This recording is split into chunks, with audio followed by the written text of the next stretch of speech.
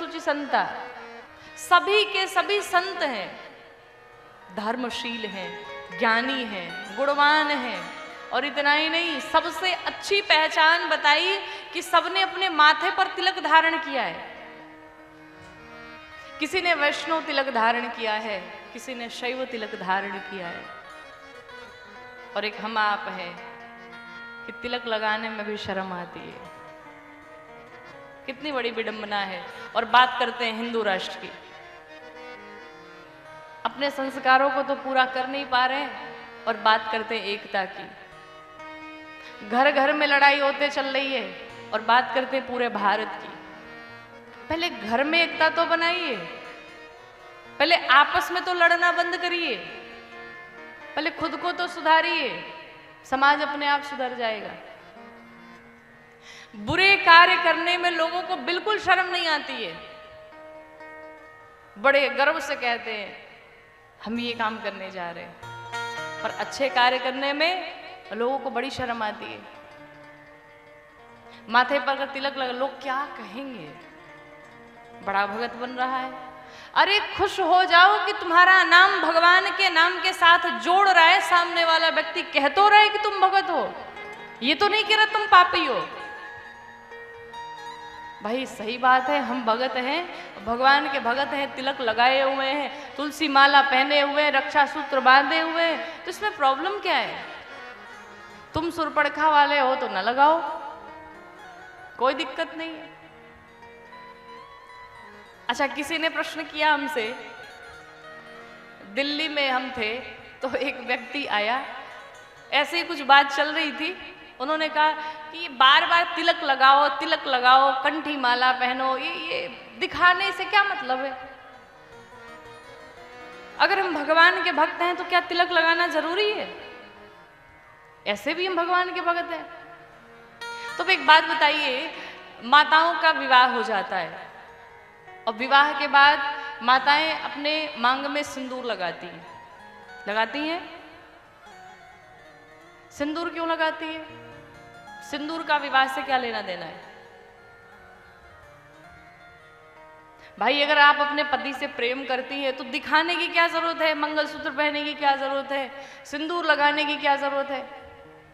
प्रश्न तो उठता है, क्या आवश्यकता है?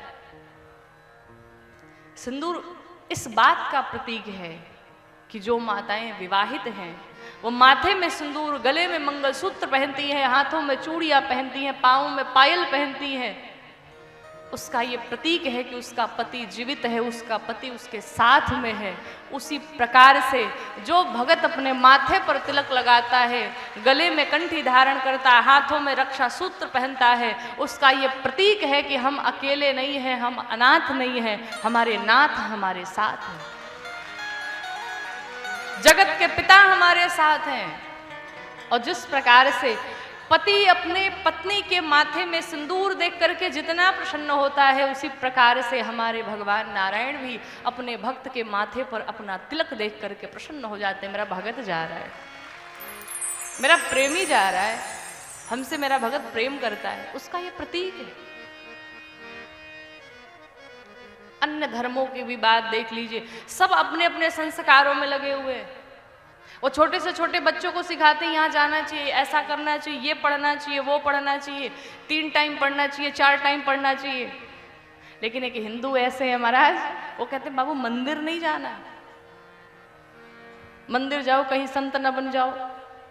महाराज बेटा संत बन जाए, भगत बन जाए, ये मंजूर नहीं है, चोर भले बन जाए वो मंजूर है, डकैत भले बन जाए, हत्यारा भले बन जाए वो मंजूर है, लेकिन भगवान का भगत ना बने। और आपको पता है, जिस पीढ़ी में भगवान का एक भक्त पैदा हो जाता है, उस पीढ़ी की, उस परिवार की 21 पीढ़ियां तर जाती हैं। 10 पीढ़ी पीछे की, 10 पीढ़ी आगे की, और एक जिस कुल में वो जी रहा है, 21 पीढ़ियां तर जाती हैं। जिस घर में एक भक्त पैदा हो जाए, एक संत पैदा हो जाए, एक भगवान का भक्त पैदा हो जाए, तो कहाँ गए हमारे ये संस्कार, कहाँ गई हमारी वो परंपरा? क्यों हम सब कुछ भूलते हुए चले जा रहे हैं? कभी गौर किया है? और सिर्फ नारा लगाना है जय श्री राम का। महाराज दिखावे से कुछ नहीं होगा, काम भी करना पड़ता है। और राम भक्त वही है जो जो राष्ट्र से अपने प्रेम करता है, जो जिसके भीतर राष्ट्र भक्ति है वही राम का भक्त है। तो पहले हम अपने संस्कारों को लेकर के चले, अपने धर्म के प्रति सजग रहे, अपने धर्म को लेकर के चले। किसी भी अपने धर्म को लेकर के, अपने सनातन को लेकर के किसी प्रकार का कोई समझौता नहीं। लेकिन विडंबना यह है कि हम भारत वाले अपने संस्कार भूलते जा रहे हैं और जो विदेशी हैं वो हमारे ही संस्कार को अपनाते जा रहे हैं। हमारे यहाँ की बहनें नंगे घूमती चली जा रही हैं और वहाँ की बहनें साड़ियाँ पहनती चली जा रही हैं। बड़े दुख की बात है। कहाँ जाएगा हमारा समाज?